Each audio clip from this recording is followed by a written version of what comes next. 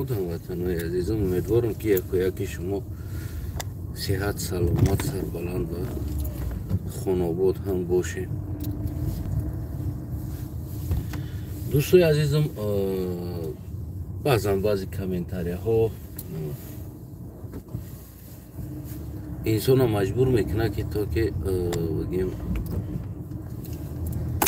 مجبور نه، عموما برای انسان یک فهمی شمید که باید برای این یا اون مسئله که بگیم فکر اندیشه خطا باز یک نواری دیگر کنی گفتگی هم خیلی یک اندیشه، یعنی که یک برای انسان یک فکر میده. البته امروزه نواری ما نه برای اغوا انداختن است، نه در عزت نفس کسی رسیدن هست و تنها فکر نظر من هست. شما میتونید باز هم فکر نظرتون سالم زیر کامنت بنویسید، نه تحقیر نه تنقید. عقل زن کم است، یعنی که من شب درباره کم یک نواری از این پیشترم امشبم درباره دیکتاتور و دیکتاتور از کجا پیدا میشه و چه خیلی پیدا میشه و دیکتاتور را ما تربیه میکنیم یا خودش پیدا میشه. همین مسئله دا من عموما تئوری زندگی مون گرفتم آوردم تکستاش که ما چه خیلی تربیه میشیم و کلان شدیم، یعنی این مفکوره بگیم برای ما همه خیلی یعنی ما را پدر مادرمون کلان میکنه. خلاص این مسئله دیگر است. کدامت اگر خواهین از این پیش بدگی ویدیو را میتونین شبانگی را تماشا کنین و خلاصه اختون برارین. در اینجا صحبت میرود درباره عقل زن کم بدن و بگیم اینا بر علاوه انسان ها یا ایشان ها یا دومله ها بر علاوه میگن عقل زن کم است، یعنی مرد به عقل است زن به عقل است، این یگان مشکلی نداره. آزاد این کلمه را بگیم که میگن، اما این کلمه برای من یک کلمه تحقیر است که کسی میگوید که مادر من عقلش کم است، یعنی مادر من ناقص العقل هست، یعنی مادر من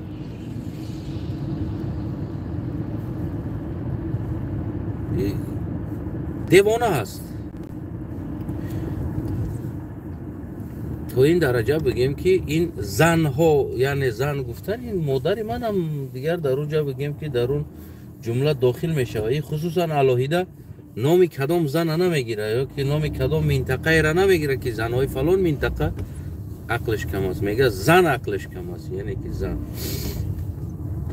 من در بالای کارتینکا نوار موندم اولین زنی که گویم که ماشین هیکدگی است، یعنی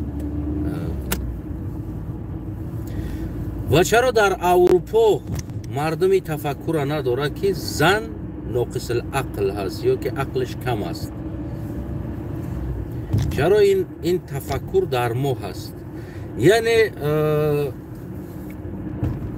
در اروپا اول پیش از یک چی را گفتن در برای او بسیار بگیم که تحقیقات ها، یعنی که چیز چی بگم با توجیکش خیلی میشه اکسپریمنت ها گذرونده میشه، یعنی با توجیکش چی میشه. خلاص بعد از او گویم که خلاصه براری میکنن که همین چیز کم هست یا زیاد هست، یعنی چه خیلی هست همین چیز. بعد از او خلاصه براری میکنن. من مثال گیریم یگان ایشان، یگان ملو، یگان همون حاجی میرزا یا ایشانی با تکس با دیگر انسانایی را ندیدم که اونا سوادی بگیم که همین اکسپریمنتی داشته باشن یا یک چیز داشته باشن. از کجا گرفتن؟ در قرآن نوشتگی است، ایرا خداوند گفتگی است، تمام. اما امروز اروپا اگر بگیریم گپ خداوند در رد کردگی است، یعنی که دروغ برآوردگی است. برای چی؟ برای که در اروپا در یگان کتاب نوشتگی نیست، در یگان جا یگان انسان نمیگه که عقل زن از مرد دیده کمتر است. در اروپا یک چیز است، تربیه. کدام طرف تربیه میکنی و چی تو را تربیه میکنی و بگیم که یعنی علم. ببینین عادی ترین علم. خب یک جوانی که حاضر آکسفورد خوندگی است یا یک جوانی که یا بگیم بیا عبدالقادر طلبکov بیا یک انسانی که عموما خدا نداره بگیم که اسلام باور نمیکنه عبدالقادر طلبکov و بگیم که یک انسانی که بچه‌ای که خیلی از داخل شما انتخاب میکنیم لوبای کسا فرق نداره از داخل شما که بچه‌ای که بگیم بسیار سخت ایمان داره نه اما خوندگی نیستی مفکوره نداره یعنی سواد نداره ما انسان هم میتونیم بگیم که زیاد سواد داره کم سواد داره و میانه سواد داره همین خیلی است من میانه هستم یا از میانه هم پایان تر هستم خدمت خیلی تصور میکنم شاید با بهارش نبودیم یعنی من خیلی پایان هستم شاید همون پایانش هستم سوادم اما عبدالقادر طلبکov یک انسانی بگیم که خوندگی است خب او خدا را باور نمیکنه یک انسانی که نخوندگی یک انسانی که سوادش پستر است یک انسانی سوادش بالا است ما میتونیم میره بگیم که اینش یا اینش نقص العقل هست نه یعنی اینجا چی اپریدلیت میکنه سواد تعلیم تربیه این خلاص بله در تاجیکستان یک زنی هست که بگیم که یک زنی پروفسور هست که اگر ایشونی میرزا و ایشونی هایتالی و ایشونی اونا بوچکس اگر بدروری در پیشش نمیدونم ایشونی کارتوشکا پیوزا ماشه بگیری بیاری بدروری اکیش اونا هم خیلی لقبا دارن سنگ کلولا و خیلی نمیدونم خیلی همه بیار در پیشو یک فند اگزم سپوریده نمیتونه یا یک فند گپ زده نمیتونه ما میتونیم بگیم که همون زن نقص العقل هست و ما خیلی را اپریدلیت میکنیم ما هزارها زنای معلمه داریم در تاجیکستان هزارها زنها هست زنی تاجیک است زنی تاجیکستان است هزارها است ایشانی حاجی میرزا یا که من تو در پیش او که دعوایی داریم که زن نقص العقل هست من تو در پیش او در علم بگیم در سواد عقل ای سواد است یعنی بدنی بلند و پایان سواد است میفهمی؟ یعنی سفید از سیاه یعنی بی عقلی دیوانه میشود دیوانه میگن که مجنون میگن به عربیش یا در یک جایی هست که او همون کاری کدگی خیچه خودش بگیم که نمیفهمه کده میمونه ترد کده میمونه یک نمیدونم یک کار کده میمونه او نمیفهمه اوقات خوردگیش نمیدونه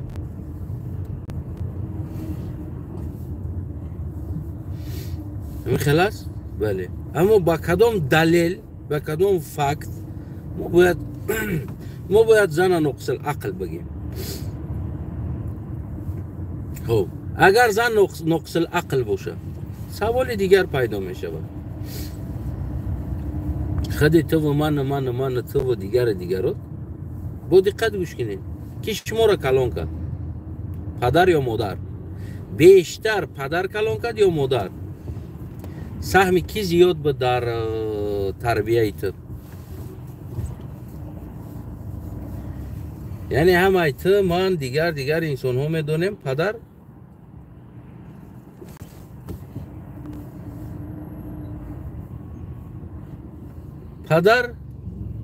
این نونوار است سهر میبرویه میروه تو بگره کار میکنه در زباد فابریکه و غیره کی جایی در کار کنه بیچاره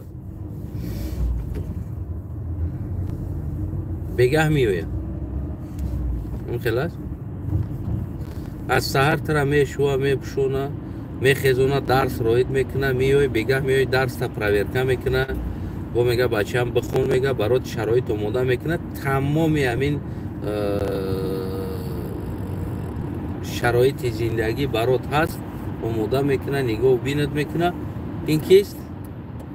این مادر است یعنی تمام این شرایط برای من تو آماده میکنه این مادر است و تمام وقتش برای من تصرف میکنه این مادر است تو میتونی مادر خودت نقص العقل بگوی یا که عقل زن کم بگوی پس تربیه عقل کم گرفتگی است. شخصا مرا مادرم کلان کردگی است. از نگاهی اگر بگیم بیشتر وقتی کی در برای من صرف شده بود مادرم سحر مرا میخیزون، مادرم مرا اوقات میکرد، یادش نمیبرومد با نقص عقل گفتن انسانو که عقل مادر ما پره بود. باید مرا شکم ماسیر کنه، مرا گرم پشونه، مکتب روی کنه، ای مکتب بیام تو اومدن ما اوقاتم تیار باشه، با بغیر گوارم میجوشید. همه را عقلش میگرفت که یعنی که کار فیزیکی را در جد برابر زیاد باز مادر میکنه در خونه. خصوصا مادرای ما کار فیزیکی را ده برابر زیاد میکنه. فقط باری وزمین برداشته نمیتونه که اون چیزی که من تو میتونیم برداشته، یعنی قوه ها میتونه فرق کنه، یعنی قوه دیگر یگان چیز فرق نمیکنه. در جامعه بگیم این جامعه اروپایی یا دیگر انسان هایی که بگیم این تفکر ندارن نقص العقل گفتن یا کم عقل گفتن زنه، در اینجا زنها با برابر مردا هستند. یعنی عقل چیست خودش؟ چیست عقل؟ همون ایشانی میرزا هم نمیدونه که عقل چیست، یا که نمیدونم ایشانی فلانی هم نمیدونه که عقل چیست. و خچو نمیدونه عقل چی است. چخیل اپردیلیت میکنی عقل داره یا نداره؟ از کجا میگیری ایره؟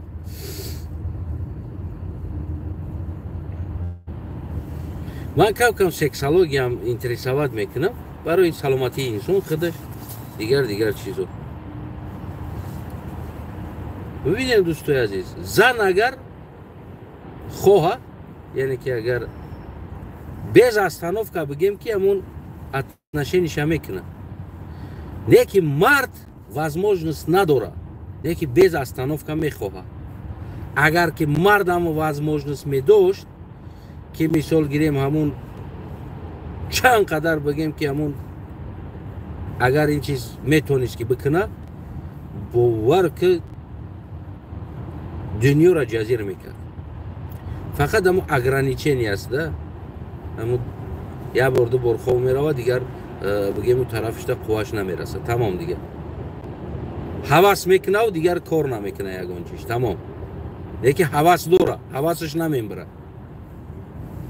با میگن که زن نفسش 7 برابر از مرد زیاد است و ایره کدام اثبات کردگی نیست این چیزایی که 7 برابر نفس زن از مرد بالا باشه. اگر باشه اثباتش پرتو این کتاب شما من بخونم. یعنی چقدر دروغ ها در حق زن بافته شدگی هستند که خودی همون انسان ها از زن تولد میشوند. اگر باشه پس اگر که این چیز درست باشه میتونه حاجی میرزا مادر خودش نقص العقل بگه که بله مادر من نقص العقل است و بعد عقل اثبات کنه بته که عقل چیست و با کدام ترازو را میتونیم که عقل چین کنیم، عقل زنه و عقل مرده چخیل ما میتونیم چین کنیم ایره و کدامی میتونه ایره چین کرده. من همه چین کردگیش باشه بیان بگیم که صحبت کنم. من در اینجا گفته شدم که یعنی سخنی من این تنقید تحقیر و بگیم که نمیدونم چیزی نیست. این تنها سخنی من دمون فکر کنین در بالاش که چرا برای شما آشکار در پیشتون یک مرد میشینه از نام خدا یا از نام رسول یا از نام یک چیزی دیگر میبرویه میگه زن و نقص العقل هستن، یعنی که یا که زن و عقلش کم است میگه آشکار میگه این چیزا او وری نمیگه و تا سوال نمیتی که جا بیا تو بگه پا چخیل تو چای ما روزی گفتی عقلش کم است میریم مثال گیریم مادرت یکون عالمه است معلمه هست میریم قطعش سوال جواب میکنیم در باره عقل، یعنی تا عقل اثبات کده بتی عقل چیست؟ عقل علم است، سواد است، دانش است، چی است این چیز بگیم چخیل تی را پردلیت میکنیم. امروز دوستای عزیزم عصر کهنه نیست، عصر تکنیک و تکنولوژی است. باید ما و شما هر یک مسئله را بگیم چیکار کنیم، تفتیش کنیم، گفتگو کنیم و ببریم و از انسان بگیم که آشکار سوال جواب کنیم. خاطری که او از نام خدا گپ زده ایستاده است اوجا استفاده میبره. اینا خدا گفت، میل خدا گفته باشه، تو اثبات که همین چیز هست. یعنی عقل زن از مرد دیده کوتاه است، کم است. عقل چی است تو برای ما اثبات که و هم خدا چی را نظر گرفته گفتگی است. دوای تو مرا اثبات که باید ما نخیلی گریبانوشون بخپیم و این انسان ها را بگیم تینود کنیم. امروز همین گپا را باید از بین بریم. زن کوتاه عقل نیست. میفهمین؟ مثال میگیریم. حاضر ما صحبت کرده ایستادم، من آواز میگیم میره. امروزه ما میگیم که صدا آواز خلاص در اصل چی است؟ در اصل چی است؟ در اصل ویبراسیون است. یعنی که ویبراسیون هوا هست. و برالا دیگر انسان ها باشن هوای میگن هم آواز است، گپ زده ایستاده است. اما ایرا اوچونیو اثبات کردن آمدن که ما چند صد سال پیش یا نمیدونم چند هزار سال پیش ما گپ زده نمیتونستیم. ما ویبراسیون را از من همون ویبراسیون را با زبان، با صدا، با همون چیز اپراولت کرده ایستادم که همین صداها ببروید. و چند بگیم که چند هزار سال پیش انسان ها این ویبراسیون را اپراولت کرده نمیتونستن، اینا را ساخته نمیتونستن. برای چی؟ برای اون که نبود همون فهمیشه که اینمی ویبراسیون را بسازن. پروست همین یعنی که یک صدا میکردن، همین قدر ویبراسیون برآورده میتونستن، یک دیگر قطعی گپ میزدن.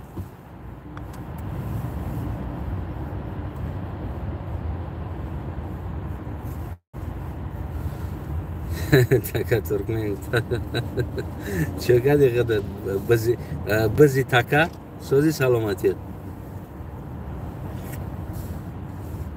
یا کافه ورکه هم گرفت، کافه میکردگی هم گرفتم هرچی در جونی غریمانتا. خب یعنی چند هزار سال پیش انسان ها نمیتونستن گپ زده، اپراولت کرده ویبراسیون را نمیتونستن. این ویبراسیون است. صدا، آواز، قرتق، زبان هوا را ویبرات میته.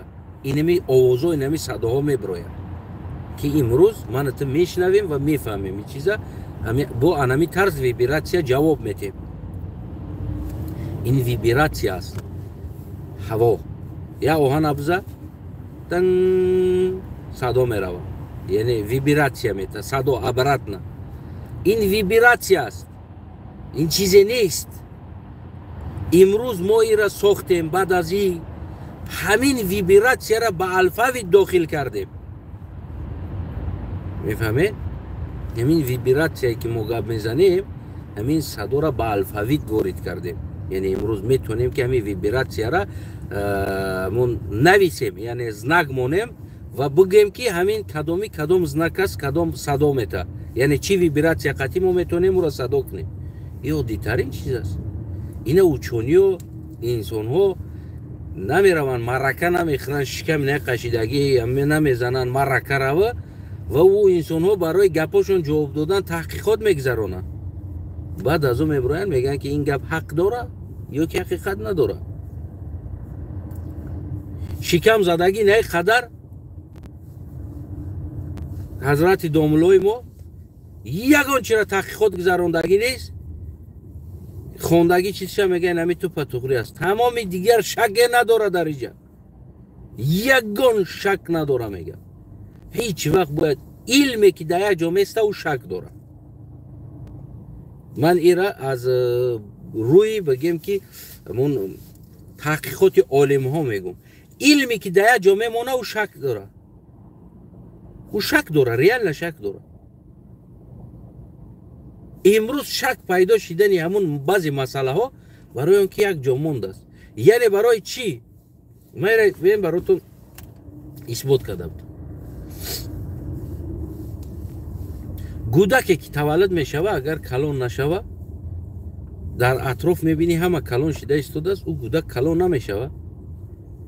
تا شک پیدا میکنی در او کودک، اما او هم انسان است. یک شک پیدا میکنی، میگوی چه کلان نشده است، این چه کسل داشته باشه. در هزار کسل او را پدازریوت میکنی و کنسوف او آدم است، نه که دکتر بردن در کن. دکتر میبری، دکتر از بالای علم ها تحقیقات کرده او را میگه که این کسل است.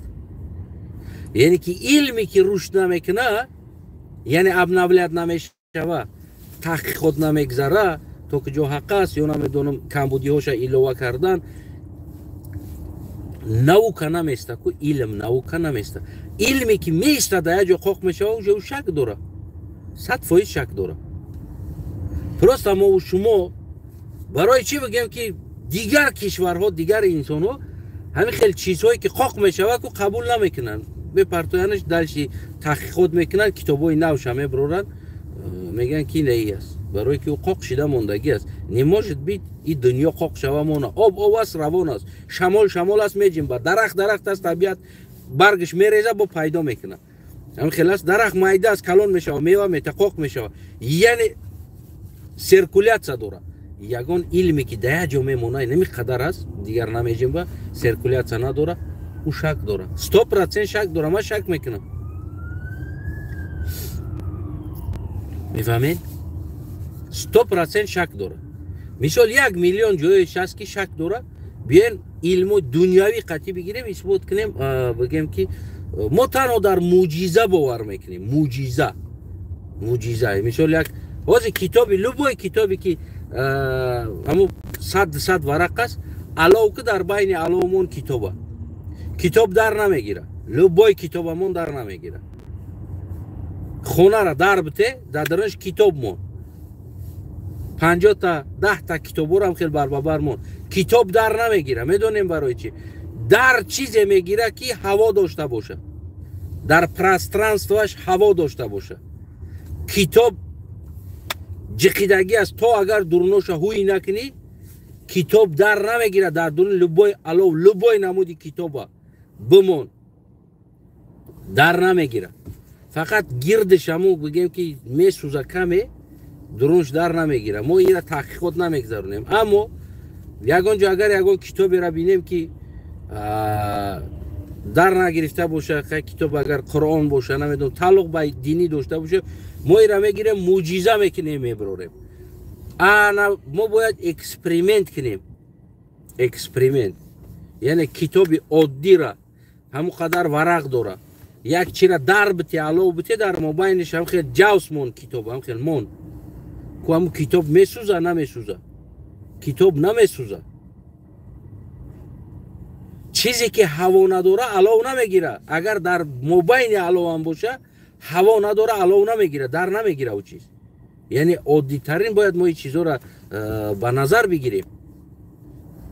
از نبودن همون دانشی ما در همون سوهای بگیم نمیدونیم فیزیکا، خیمیا، بیولوژیا، امروز ما داریم علمایی که را اثبات کنن. متاسفانه گپ زدن نمیتونن، یکی از سببش که اگر این را اثبات کنن یا ببروین گپ زنن یا مثال بیارن، او را ما کافر میبروره میکشیمش. همین 1000 ساله ها که ما قفا موندیم رفتیم برای که بدن علمای ما که همینا را اثبات کنن، بدن اوچانی های ما برای همه اوچانی نداریم. اوچانی میترسه یک چیز مقایسه کنه. ما برای که تا تورسیکا ما به اسلام رفت میتیم، یعنی تو همون ریدن ما میبخشین، باید در توالت رمضان آیه بخونی، سوره بخونی، باید خو کردن در سوره بخونی، باید فلاش در سوره بخونی، باید نشته. اگر که ما اینمی یک چیز اثبات کنیم که اینمی چیز نه خلاص کو، تو شک داری خدا تی اسلام شک داری، ولی که رب به اسلام نداره، تی اسلام دا شک داری. حاضر بو کمی که آدمو میگن گپ میزنن طلبک دیگر نه که پیشتر میکشتن برای این کارات. خدا اینا کنه دهن یک کج میبروه، درد میکشدن، سنگسارت میکردن. امروز در افغانستان همین چیز است. از کجا در اینجا علم پیدا شود؟ بعد سوال برای شما، از کجا در اینجا تحقیقات پیدا شود؟ خدای نکنه یک انسان تحقیقات برای که همین چیز در اسلام گفتگی درست است نادرست است، او را میگیرن جوش دکو دورش میکشن، میپرونن یا سنگسارش میکنن که تو شک داری در این چیز تحقیقات میبری. متاسفانه تحقیقات اجازت نیست، یعنی که همون اسلیدونی میگن که همین چیز حق است ناحق است اجازت نیست. برای همون جوانی که در زیر کامنت نوشته است که زن نقص العقل هست، من نمیدونم برادری عزیز، خودت اگر زن گفته مادر خودت در نظر داشته باشی، خواهر اپای خودت در نظر داشته باشی، من که یگون زیدیتی ندارم، برای که حق داری اپای خودت خواهر خودت نقص العقل میگوی یا نمیدونم کوتاه عقل میگوی، هر چیزی که میگوی. اما اگر تو زن گفته جامعه را در نظر داشته باشی، در این جامعه مادر من هم است، مادر من بی عقل نیست برادر. یعنی این تحقیر در حق مادر من نکن. مادر من 5 تا فرزند کلان کردگی است، میفهمی؟ و یکی امروزی که من همین گپایی را که گپ زده ایستادم، این بگم که مادر مرا تربیت کردگی است، خانوادگی است، وقتش صرف کردگی است، مرا مکتب بردگی، ما مکتب آوردگی، صدیق بردگی، از صدیق آوردگی، بگیم تمام زندگیش این بالای سر ما ختیمه 6 تا درس کردگی و مرا یاد دادگی اینه جنه خلاص، اینه جنه خلاص. یعنی که مادر من نقص العقل نیست در این مسئله، یا که کوتاه عقل نیست، کم فکر نیست. مادر ما را فکرش بگیم که برابر دیگر مادر دیگر پدر است، سالم فکر میکنه و تو امروز داره بگیم گذشتن رفتن، اکم هم گذشت، پدرم هم گذشت، مادرم داره اویله را کنترل میکنه. یعنی که کنترلش چی سایبانی میکنه و تو امروز داره بگیم دختراش میگه که اینایش فرزنداش، اینای بچه‌م اینای درست است، اینایش نو درست است، با خودت بچه‌م ببین برو. هیچ وقت مادر ما را مجبور کردگی نیست که نمی عقیده دا بیستی تمام از این برآمدی شتا میخری، اینطوری نیست. میگه اینای از نگاه من از خیلی داد بار دیگه با ببین برو. فهمیدین؟ برای همون این توهین، این تحقیر در حق مادر تاجیک نکنین و بیشتر از اون که باید ما تحقیقات بگذارونیم در تاجیکستان. اکسپریمنت میگن که عقل مرد زیاد است یا عقل زن زیاد است، کدامش زیاد است؟ من فکر نکنم که نه از زن و نه از مرد زیاد باشه، یعنی عقل هر دوش برابر است. فقط در علم دیگر این وابستگی، این دیگر وابستگی بگیم از انسان داره، از که مثال تا کجا برای فرزندش علم میده، تا کجا علم میده. خیلی شما که دیندار هستین، خیلی بگیم که من راستی شما را دیندارم گفته نمیتونم، از بس که کرخت هستین، کرخت خلاص پیش نمیرین، رجوت نمیکنین، کرخ شیدگی موندگین. همون زنبوره که یا پشه که در زمستان کرخ میشه و که هیچ وقت تابستان شما نیامده ایستاده است که بود در تابستان بخت بیایید. مثل پشه در تنه تیرزو چسبیده موندگی یا در بین قمیشا در اومده کرخ شیده موندگی هستین. اون همون پشه هستی که کرخ هستی. و متاسفانه بسیار سپاس بگیم میکنم مادرم ده و غیره ده برای ما قدر دانش ملکه و فهمیش دادگی است و برای ما باز امکانیت، هر امکانیت پیدا شده از امکانیت استفاده بردیم. امروز بازم بگیم که بیشتر میخونیم، میبینیم. امروز اینترنت هم سالم استفاده میبریم، بیشتر انفرماسیون میکنیم، بیشتر بگیم درس ها میکنیم که از جای چیز معلومات بگیریم. خب برادر، یعنی که من پشه کرخشیده نیستم. البته پشه کرخشیده بگیم هم میمونی در درون قمیش، هیچ وقت به تو آفتاب نمیرسه. علم ای آفتاب است، اگر به تو برسه انمو روز. اگر در باره نقص العقل بگوی، اگر نمی شاید نمو طور کرخشیدگی را بگیم که نقص العقل هم گفته نمیشه، اما گفتم که پشه کرخشیده، عقل کرخشیده میگیم. هیچ وقت رو از ویواد نمیکنه، همون قطعی ممبری شاید میره، همون پشه گید قطعی. انا دیگر دوستای عزیزم، یعنی ای بده کوتاه‌تر در باره نقص العقل بگیم که زنها را میگن. البته که ما باید کلاگی اینا را باید ما در سوال جواب فیرات کنیم و من خصوصا در باره نقص العقل گفتنی یا کوتاه عقل گفتنی حاجی میرزا دیگر لبای تشته میتونم ویزف پرتم و از همون عالم هایی که عقل ها را بگیم چی میگذرونه، اکسپریمنت میگذرونه، من بیارم بگیم که برای حاجی میرزا دکزت کنم بتم که یعنی نقص العقل گفتنی چیز در علم نیست. یعنی که هست مغزی سره که بگیم رازویوت میکنه و هستی که بگیم که هم میمونه، یعنی که کمتر و کوتاه‌تر فهمیش علم میشوه. یا که زیادی بد فهمیش علم میشود، همه همو در یک عقل جا میشود، در یک فکر.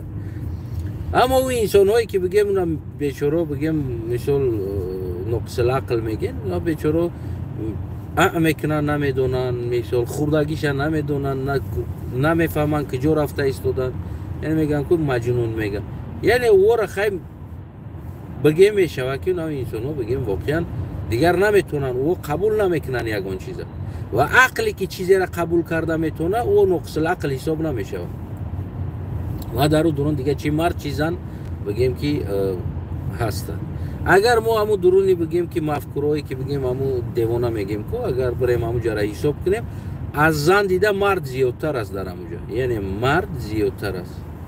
ای برادر عزیزم باور که همین یک پشه همی بز میکنه که نه مفکوره داری، نه نوشتگیت معنا داره، نه خودت عقل داری. این همی لیش باتی گمی یه چی بز کنی در همینجا ده، نمی لیش با یک عقل توپوی تا این همینجا پیخت کنی و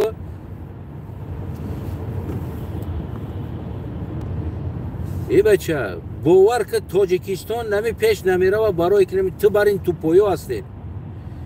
در جامعه هم زیاد چیدین رفتین این نمی تو بر این انسان این نمی تر نقص العقل بگن میشود، برای که سری موضوع را فکر نکرده استی، این نمی گوسالا واری بحث کده رفته استی ده چیزی که در عقلت آمد. نمیدونم کافر هم گفته استی، دیگر چی هم گفته استی، باشه از نگاه هم تو بر این توپویو این ما کافر پرابلم داری قطیما.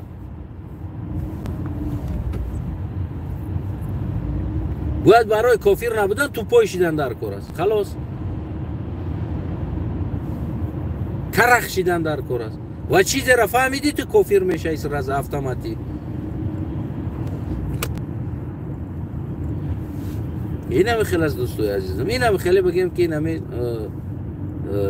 پشهایی هستن که واقعا نیاره نقص العقل بگیم ما اشتباه نمیکنیم، این همه نقص العقل است. برای همه محترم بگیم خادمان دین محترم برادرها که هستین، همین مسئله که زن کم عقل میگین از همین چیز خودداری کنین. اگر خودتون در نظر داشته باشین اویلای خودتون و آشکار بگین که اویلای ما را زنکوی در اویلای ما بودگی کم عقل هستن، اما زن کم عقل گفتگی گپ زنها این کلمه را استفاده نبره. شخصا مادر من کم عقل نیست، نقص العقل نیست. مادر ما با برابر پدرم سواد داشت، مادر ما با برابر پدرم اویلش قپیدگی است و مادر ما با برابر پدرم در ما بگیم که تربیت دادگی و علمیات دادگی است. برای همون این چیزا من قبول کرده نمیتونم و این چیزا من برای مادر خودم یا تحقیر میدونم که زنها نقص العقل بگین، یعنی کوتاه عقل هستن.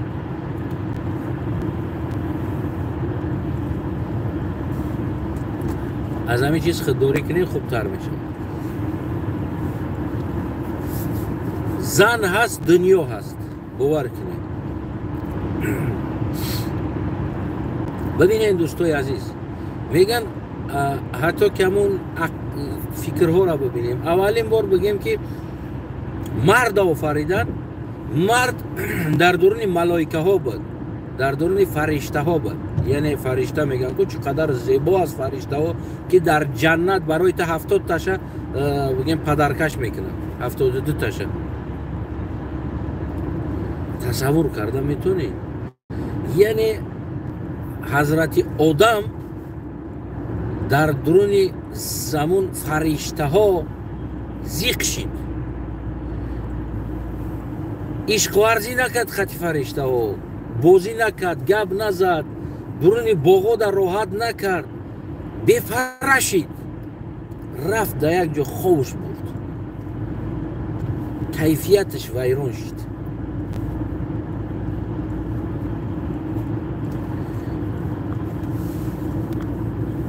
بعد از او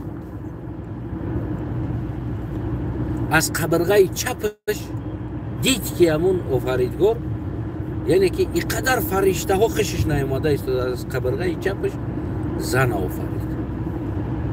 یعنی به درجه با او زن خوشحال شد، با او زن یعنی نپرنه که خودش شد که دیگر تمام فرشته ها را فراموش کرد. یعنی او جنت اینمی زمین بود و فرشته ها دیدن که آدم حضرت آدم در اون نگاه نمیکنه در فرشته ها. فرشته ها قهر کردن، زمین ترک کردن برای همون زیباترین باعقلترین این زن است.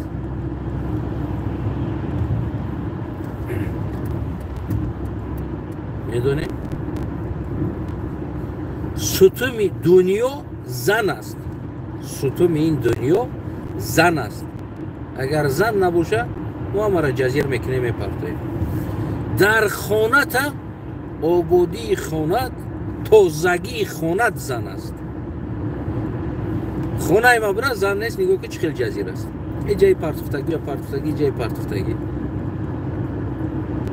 یک خانه زن زندگی میکردگی زندار مردک داره 5 وقت اوقاتش از پشوکش تازه ششتگی همه چی در بگیم نسکیش تاپ تازه عموما هفت اندامش تازه میبینی چهرش خندان بگیم تمام یعنی زندگیش آباد این را زن میکنه. فهمیده؟ به زن